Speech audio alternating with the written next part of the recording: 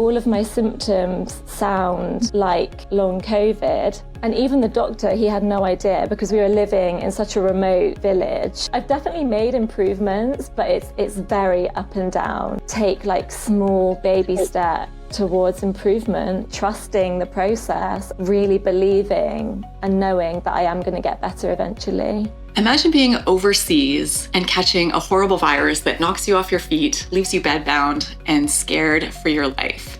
That's how Shelley found herself, bouncing from one hospital to another, going through endless tests and scans, only to eventually be told that she had long COVID and was given hardly any support or hope from the medical professionals. For those of you who are new here, hi, I'm Raelan. On this channel, we talk about recovery strategies for conditions like ME/CFS and long COVID, connecting with as many different people as we can to learn from what each of us has been through and support each other along the way with our hard-earned wisdom. Today, I am super excited to introduce you to Shelley Townsend from Brighton, UK. When regular conventional medicine didn't cut it, she tried just about everything else for about 2 years. She did acupuncture, massage, homeopathy, naturopaths, therapy, pacing, resting, trauma work, brain training, you name it, until she finally carved out her own path and her own way back to health. She isn't fully there yet, but she's made a ton of progress with her health and has a lot of great insights to share with you about that journey right now. And she's overall just a wonderful person. You're going to love her. So please join me in welcoming Shelley. Shelley, so great to have you here today. Thank you for doing this. Thank you for having me. It's an honor to be here. I've watched so many of your videos and now I'm here talking to you. Oh, that's so amazing. I love so much when that happens. I think that's such a cool thing. I'm so really excited to get into your story, especially because you were diagnosed in a foreign country. There's just so much going on there. So can you tell us a bit about what you've been through?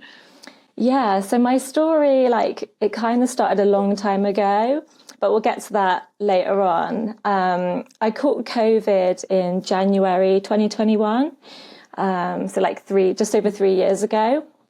And at the time, I was living and working in a ski resort in Canada, and I'd moved to Canada 3 months before getting sick, kind of escaped the UK going into another lockdown. So it was feeling really excited, start a new life in a new country, never been to Canada before. So had been living in a ski resort for 3 months, and then things just changed overnight. I woke up one morning with the worst headache I've ever experienced in my entire life. Kind of felt like my head was going to explode, or I don't know what it's like to have a brain hemorrhage, but if that's what it feels like, I can imagine that, that's how it is. And yeah, it just completely floored me. I was bedbound for around 10 days and super sensitive to everything, like light, noise, smells. I was just in bed under the duvet, could barely eat or drink anything. But that was really only my symptoms. And then when I started to feel a little bit better, I ended up going to the clinic in the small little village where I was living. And the medic was certain that I'd had a head injury from snowboarding, even though I was I'm pretty certain that I haven't, had an accident. And yeah, he just kind of sent me on my way, said, take some ibuprofen or paracetamols. And that was it, really. And then, yeah, I think after 10 days, I kind of started to make a bit of a recovery. So I went back to work, had a very physical job. I was housekeeping in a busy hotel, went back to, snowboarding, going to the gym, just living my usual daily life. But something didn't feel right. I think I'd probably made a 60% recovery. And yeah, I had a lot of brain fog, malaise. Looking back now, at the time, I thought it was just brain freeze, a headache from being in such a cold environment or a climate that I'm not used to, that I just kept getting these headaches every day. And yeah, it was just ongoing. And then slowly over the months, different symptoms started to appear that were like pretty scary. So I was going back and forth to the doctors, you know, having all of the blood tests, brain scans, chest scans, every test that you can think of. I had it and everything was coming back, you know, it's all good, there's nothing wrong with you. Yeah, so it was kind of like for about 6 months, it was all very up in the air. I didn't really know what was going on, why I was feeling that way. Yeah, it was pretty scary. That sounds terrifying. Yeah. What were you thinking in those moments without any answers and with all of these scary symptoms happening? I really don't know. Like, it was such a bizarre experience. I just kept putting it down to like all of the other symptoms that I was getting, like chest pains. I was thinking like, you know, or maybe it's anxiety, or I don't know, your brain just spirals, right? And then I was having conversations with people, and I met a girl who'd moved over from the UK, and she was like, have you heard of long COVID? Like, everyone's talking about it back home. It's this massive thing that people are getting. And I'd never heard of it. And then I was kind of like, okay, all of my symptoms sound like long COVID. So I went back to the doctor with all the information, and I was like, you know, have you heard of this? And even the doctor, he had no idea, because we were living in such a remote, you know, village. He didn't really have any idea. He did his own research, and then I had another appointment, and he was kind of like, I think this is what you've got. It's similar to other post-viral, you know, illnesses. And yeah, he was kind of like, there's nothing we can do for you. Some people recover, others don't. And he was like, I can see you're clearly very upset, so here's some antidepressants. And I was just like, I remember I just burst out crying, and I was like, I'm not depressed. Like, I feel really unwell. I don't want antidepressants. Like, I want you to help me in some way. And yeah, that was that. Like, it took 6 months to kind of get that post-viral diagnosis. And then I was just sent on my merry way. I'm just picturing that in my head as you're explaining it. Someone saying to you, like, yeah, you know, some people just never get better. This is what you've got. Oh, you look a little depressed. Here's a pill for that. And like, I'm depressed because you just told me I might be this way for the rest of my life. I don't think a pill's going to fix that. Yeah, so scary. So what did you do from there? So luckily, the resort where I was living, there was another lady who was going through something similar. Like, all of our symptoms were the same. She'd been given a long COVID diagnosis. So I didn't feel as alone, but I was still very like scared and confused, didn't really know what direction to take next. And then I just went down like a rabbit hole of like, I found groups on Facebook, was trying all of the supplements. I went to see, you know, a chiropractor, massage therapist, didn't get any relief from it. And then, you know, I kept saying to my partner, I feel like I need to go back to the UK because things just weren't getting better, like, as the weeks went by. And I think, like, we were very in denial about it. I kept saying to him, like, you know, I want to go back to the UK. I think I need help, like, clearly not getting any help in Canada. And because of the visa I was on, spent thousands on medical expenses. But yeah, we just kept saying, like, it's okay, you're going to recover next week, you'll be okay, like, you're going to get better. And then next week would come and things didn't improve. So I kind of like, I pushed through. I was able to work, like, I pushed through for the whole summer, like, working. And then when I wasn't at work, I was literally like just in bed trying to recover. And then it was nice to be in Canada, but I didn't really get to experience it as like a healthy, well, you know, enjoying life. It was just like going to work and then trying to recover and figure out how to, you know, heal from this illness that nobody knows about. And then it got to like October and our job was going to finish because the resort closed for... Sorry, I've cut a little bit out. So after the ski resort, we moved on to like another resort where we were going to spend the summer. And then at the end of the summer resort, I was like, right, I'm going to take the whole of November off and just completely rest and see if that will help me. And that was it, really. I took the whole of November off. Nothing improved. And I didn't end up going back to work. We stayed in Canada for another 3 months. But it was just getting harder and harder, you know, like my partner was working, supporting us. I was still trying to get like loads of different tests and treatments and just burning through money. And eventually we were like, right, okay, now it's time to go back to the UK. So in February 2022, we moved back. And the plan was we wanted to get permanent residency in Canada. Like we wanted that to be our, our future forever home. The universe had other plans. So once you got back to the UK, did you dive into like doctors and testing again? Yeah. I thought it would be better coming back home and having the NHS, the National Health Service, which is free. But it was just like, they were so overworked from COVID and understaffed and just so busy. Like, I didn't get any help from them at all. And because all of my tests and stuff I had before were from COVID, they wanted to like redo all of the same tests to, see exactly what was going on. But there was just a huge backlog. Like some of the tests I'd have to wait for like a year. So I was just kind of like, you know what? I've had this diagnosis in Canada.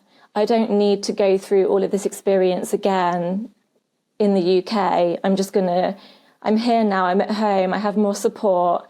I'm just going to try and focus on recovery. And then, like the past 2 years that I've been back here, it's just been, a roller coaster up and down, trying all these different things, a lot of them like not working. But yeah, I have made improvements slowly. What are some of the things that you tried that didn't work? So pretty much all of the holistic complementary therapies, like I mentioned before, chiropractor, massage therapist, acupuncture, energy healing, pacing, just resting. There was a drug going around called ivermectin. I don't know if you heard of it, but I ended up paying like $300 for 7 pills in Canada. And I was like, right, this is going to help me. That did not help me. I went down like homeopathy, functional medicine, brain retraining, nervous system programs, everything, even some like questionable plant medicine. Yeah, I feel like I've tried it all. It's crazy how open-minded you get when this happens, isn't it? Yeah, I think, with the plant medicine thing, that was really like, I'd got to a point where I was like really at my rock bottom, like, and mentally, I was like, if I've got to try this, or it is going to be going down the route of antidepressants, which I really, didn't want to go that way. But yeah, it's kind of funny looking back now, like all the things we kind of like throw our money at thinking that is going to help us, when some of these things do really help, but it's not going to cure us completely, in my opinion. Yeah. And different things work for different people. So it's just, you hear about one thing that worked for one person. I remember I interviewed someone who referred to it that you get to a place that's the eyeball eating stage. It's basically if someone told you you had to eat eyeballs to get better, you're like, all right, serve them up. Let's do it. Like you just get to a point where I'm like, if it might help, I will, even though it sounds insane, I will do it. Yeah. Yeah, literally, I'm sure this is something familiar to people. When you're on the Facebook groups and the forums and everyone's like, try this, you really will. Like when the doctors aren't helping, you're like, okay, I'll just try this thing. This will be the final thing. But then I think like a big realization for me was like, no matter how external searching that you do, like that there is no magic cure. There's not just going to be one thing that helps you. You've got to do a lot of internal work, and it's, holistic mind-body approach. So yeah. So what did that look like for you? How did you start finding and figuring out what the things were that were going to help you? Yeah, like I said, I've been back in the UK for 2 years now, and the first year was kind of like, I can't even remember, like that year's just a complete blur. I was, complete kind of housebound, trying all of these different things. And then it got to Christmas, not gone, the Christmas before, so two years ago. And I was like, right, in the new year, I'm going to go at this from every angle, like everything I've learned about, going to the root cause, looking at underlying contributors. I'd had a lot of IBS for most of my life. So I was like, okay, I'm going to work with a nutritionist, try and help heal my gut. Maybe that's going to work. I started to get therapy again to like address old trauma. And I did a brain retraining and nervous system regulation program all at the same time.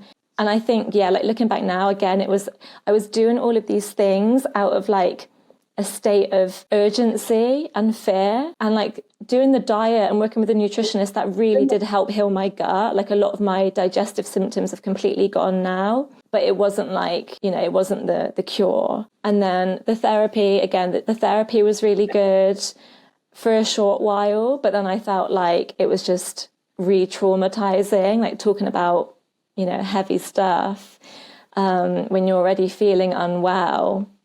So I stopped that after a while. And the brain retraining program, again, it was great, but I think, I definitely like rushed through it. I just wanted to learn all of the tools, all of the techniques, and I was still so stressed. So it was hard for me to implement these tools, just how I was feeling. So it was like, I think looking back now, all of these things are great, but it just depends where you're at in your recovery and like your mindset and your approach to them. If you're just trying to do it from a state of fear and urgency, then you're probably like setting yourself up for failure. And I think doing a lot of things at once also is not only stressful and exhausting, but then it's just really hard to see what's helping, what's not, and it's overwhelming.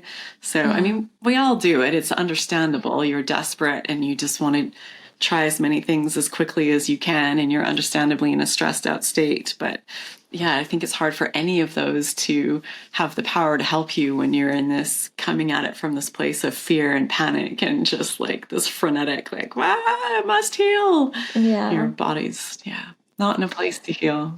With the brain retraining and nervous system program, I'd kind of like, gone through it as fast as I could. And then I got to the end of it and I was like, now what? I'm still not recovered.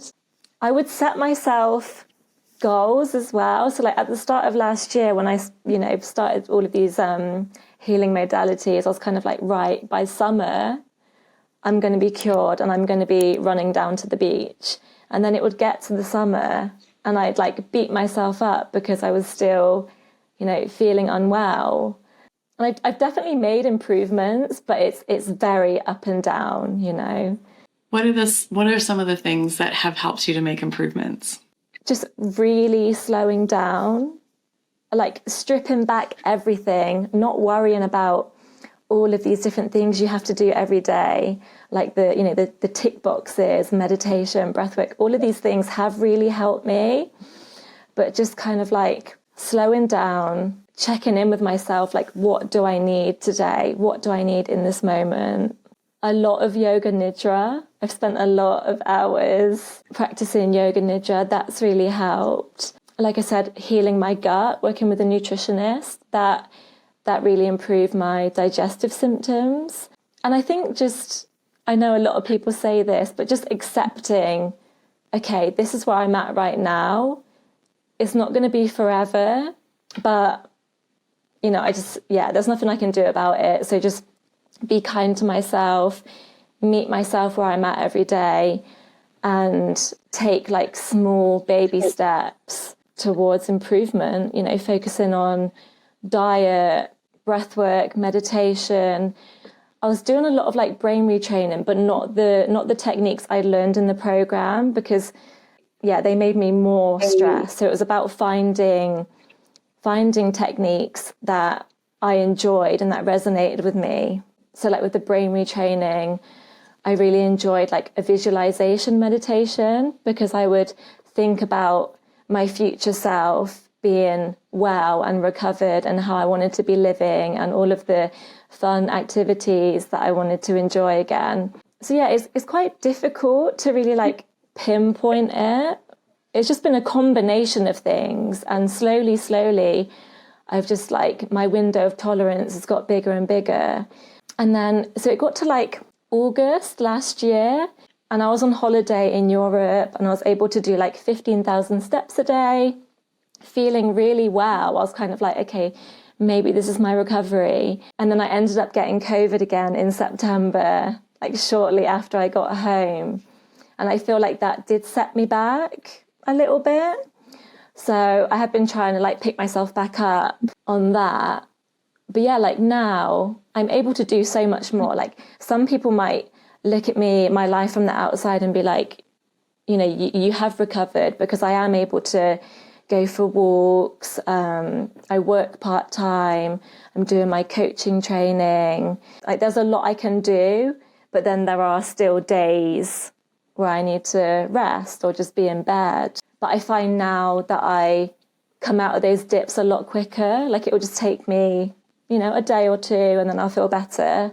So yeah, I don't know that there is no answer of like, what was the one thing or like what has helped. It's just, I think it's just been time, patience, slowing down and like trusting the process and really believing and knowing that I am going to get better eventually. Yeah, it sounds like you're doing a lot of things that I hear people talk about on the channel, you know, the visualizations, the things to bring down the stress, the acceptance, even that acceptance piece to just stop raging against your situation every day. I mean, that's a massive shift right there on your, you know, autonomic nervous system. It puts you into a completely different state. It sounds like you found a good combination of things and you're going the right direction and things are slowly improving. So it just sounds like time will get you there. Yeah, absolutely. I feel like I'm really close. Like I do have some symptoms remaining now, but I think that's something different. Like I've gone back to the doctors this year because I felt like, I was like, is this still long COVID symptoms or is it something else? And I've done a lot of testing and it turns out that I have got something going on. So now it's like another hurdle of like my health journey. But now I'm kind of like, I question when I get tired and the fatigue and stuff, I'm like, okay, maybe it's this new thing. Maybe it's not long COVID. But I know it's not good to overanalyze everything, which I used to do all the time. As soon as I would, you know, have a setback or a flare, or like symptoms appear, I'd be like, okay, what's causing it this time? Or I'd get so angry and frustrated with myself when, you know, symptoms are just trying to tell us something. And it sounds like this has changed what your career path, because now you have gone into a coaching course. So can you tell us about that? Yeah, so I think like from pretty early on, when I didn't get much help from the doctors, I was kind of like, right, I'm going to heal from this. And then I really just want to help support others on their journeys, because I felt like what I hear from other people, it can be so lonely and isolating, and kind of like not having much direction or path on how to recover. It's like, you know, you'll just carry on trying all these different things or being in like the boom and bust cycle. So yeah, like prior to getting sick, I had a background in teaching yoga and massage therapy. So I've always been interested in like holistic health, well-being. But yeah, now last year I enrolled onto a holistic health coach training and mind-body practitioner. And I've been working with a lot of like case studies so far, and they're all like making such good improvements. So something's working and it just feels really rewarding. I can't imagine going back to like my old job. Well, I probably physically I couldn't right now, but this just feels much more in alignment, and everything that I've gone through, I just want to, like hold people's hands on their journey. Oh, Shelley, if I could go back in time and then also put you in a time machine and hire you as a coach when I was going through this, that would have been such an amazing thing. I think it's so great that you're doing this and that other people are doing this, because for years, you know, people had to just do this alone, and still many millions of people are trying to do this alone. And how great to have someone, even if that person doesn't have all of the answers for you, you know, they get it, they've been through it, they can help you explore it, they can be there to support you, you know, help you to figure things out, suggest things to try. It's, you know, have lots of insight and hard-earned wisdom from your own journey. So I just think it's an amazing thing. I'm really excited that you're going down this path. And of course, people watching, everything you need to know to get in touch with Shelley if you'd like to hire her as a coach or just learn more, all that information is in the video description. Thank you. So a lot of people find going through this that they gain a lot from the experience, despite the horrific suffering that they have to go through to get there. So what has been your experience? What have you gained through this? I feel like I've gained so much, even though it's been like horrific. So my main takes from it are really learning how to slow down and listen to my body, setting boundaries. That was a really big one, because I think like most of us, we can kind of get stuck in that people pleasing, good girl mentality, saying yes when you mean no. And then going through something like this, you know, you're kind of forced to say no and set boundaries because you physically can't do it.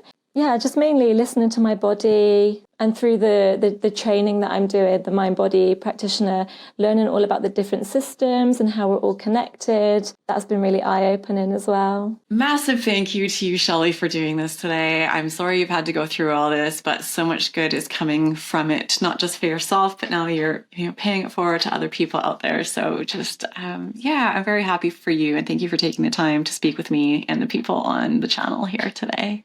Thank you, Raelan. It's been a pleasure. And to all of you watching, big hugs to you. As always, want to send a special shout out today to Diana Bellinger. Thank you so much for joining the channel and supporting it. I really appreciate it. People watching, if you haven't already joined, for a couple bucks a month, you can become a channel member and get access to perks that nobody else gets. Thank you again to Shelley. Thank you to all of you watching. Yes. Sending so much love to you. I hope you enjoyed this video. I hope you got a ton out of it, and I hope to see you in this next one.